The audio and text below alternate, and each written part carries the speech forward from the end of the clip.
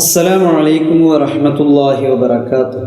പ്രിയമുള്ളവരെ, ഒരിക്കൽ ഒരു ദരിദ്രനായ മനുഷ്യൻ തൻ്റെ ജീവിതത്തിലെ പ്രയാസങ്ങളെക്കുറിച്ച് നിരന്തരം പരാതിപ്പെട്ടുകൊണ്ടിരിക്കുകയാണ്. അപ്പോൾ ഒരു ജ്ഞാനി അദ്ദേഹത്തോട് ചോദിച്ചു, നിന്റെ 2 കണ്ണുകൾക്ക് പകരം 10 ലക്ഷം രൂപ കിട്ടിയാൽ അത് കൊടുക്കുമോ? അയാൾ പറഞ്ഞു, ഒരിക്കലുമില്ല. നിന്റെ 2 കൈകൾക്ക് പകരം കോടികൾ തന്നാലോ? അതിനും തയ്യാറല്ല.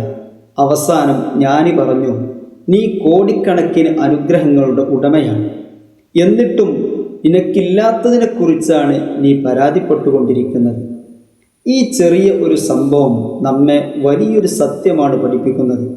പലപ്പോഴും നമ്മൾ ഇല്ലാത്ത അനുഗ്രഹങ്ങളെക്കുറിച്ചാണ് ചിന്തിക്കുന്നത്. എന്നാൽ നമുക്ക് ലഭിച്ചിട്ടുള്ള എണ്ണമറ്റ അനുഗ്രഹങ്ങളെ നാം മറന്നുപോകുന്നു. അല്ലാഹു സുബ്ഹാനഹു വ തആല പരിശുദ്ധ ഖുർആനിലൂടെ പറയുന്നു, വഇൻ തഉദ്ദു നിഅ്മതല്ലാഹി ലാ തുഹ്സുഹാ. അല്ലാഹുവിൻ്റെ അനുഗ്രഹങ്ങൾ നിങ്ങൾ എണ്ണാൻ ശ്രമിച്ചാൽ അവയെ ഒരിക്കലും നിങ്ങൾക്ക് എണ്ണിത്തീർക്കാൻ സാധ്യമല്ല. സൂറത്തുൻ നഹ്ൽ 18-ാമത്തെ ആയത്താണ്. മറ്റൊരു ആയത്തിലൂടെ അല്ലാഹു സുബ്ഹാനഹു വ തആല നമുക്കൊരു വാഗ്ദാനം ചെയ്യുന്നു, ലഇൻ ശകർതും ലഅസീദന്നകും. നിങ്ങൾ നന്ദി കാണിച്ചാൽ ഞാൻ നിങ്ങൾക്ക് തീർച്ചയായും വർദ്ധിപ്പിച്ചു തരുന്നതാണ്. സൂറത്ത് ഇബ്രാഹിം 7-ാമത്തെ ആയത്താണ്. അതുകൊണ്ട് അനുഗ്രഹങ്ങൾ വർദ്ധിക്കാനുള്ള ഏറ്റവും വലിയ മാർഗമാണ് ശുക്ർ അഥവാ നന്ദി.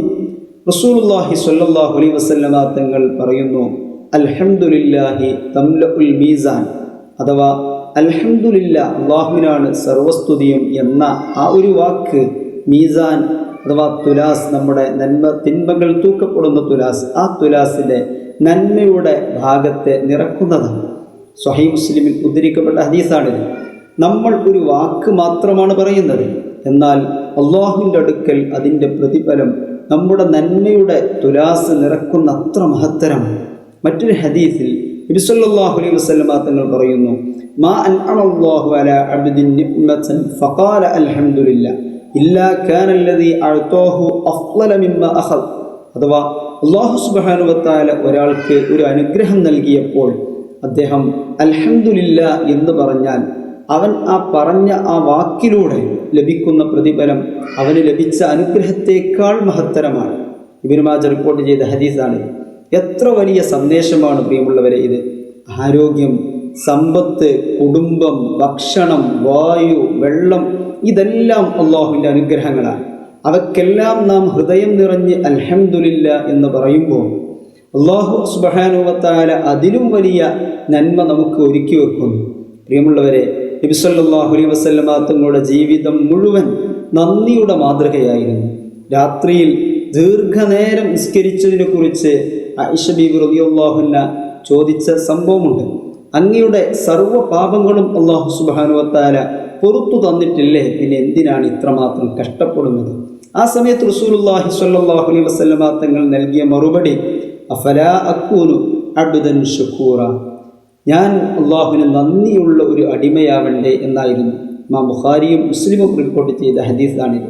ഈ ഹദീസ് നമ്മെ പഠിപ്പിക്കുന്നത് യഥാർത്ഥ നന്ദി അത് വാക്കുകളിൽ മാത്രമല്ല, ആരാധനയിലും അനുസരണയിലും നല്ല പ്രവൃത്തികളിലും കൂടിയാണ് പ്രകടമാക്കേണ്ടത്. അതുകൊണ്ട് ഇന്നു മുതൽ നമുക്കൊരു തീരുമാനമെടുക്കാം. രാവിലെ നമ്മൾ ഉറക്കത്തിൽ നിന്ന് എഴുന്നേറ്റാൽ അൽഹംദുലില്ലാ എന്ന് പറയാം. ഭക്ഷണത്തിന് ശേഷം അല്ലാഹുവിനെ സ്തുതിക്കാം. ഒരു പ്രയാസം മാറിയാലും ഒരു ചെറിയ സന്തോഷം ലഭിച്ചാലും മനസ്സ് നിറഞ്ഞ് നമുക്ക് അല്ലാഹുവിനെ സ്തുതിക്കാം. അൽഹംദുലില്ലാ, സർവസ്തുതിയും അല്ലാഹുവിനാണ്. മറ്റുള്ളവരുടെ അനുഗ്രഹങ്ങൾ കണ്ട് നമ്മൾ അസൂയപ്പെടാതെ അല്ലാഹു സുബ്ഹാനഹു വ തആല നമുക്ക് ഏവർക്കും ഓരോരുത്തർക്കും നൽകിയിട്ടുള്ള സ്വന്തമായിട്ടുള്ള അനുഗ്രഹങ്ങൾ, ആ അനുഗ്രഹങ്ങൾ ഓർത്ത് നന്ദിയുള്ളവരാകാം.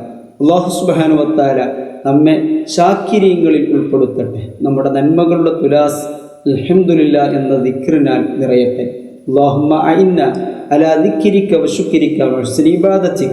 അല്ലാഹുവേ, നിന്നെ സ്മരിക്കാനും നിന്നോട് നന്ദി കാണിക്കാനും നിന്നെ ഏറ്റവും നല്ല രീതിയിൽ ആരാധിക്കാനും നീ ഞങ്ങളെ സഹായിക്കണമേ. ആമീൻ യാ റബ്ബൽ ആലമീൻ.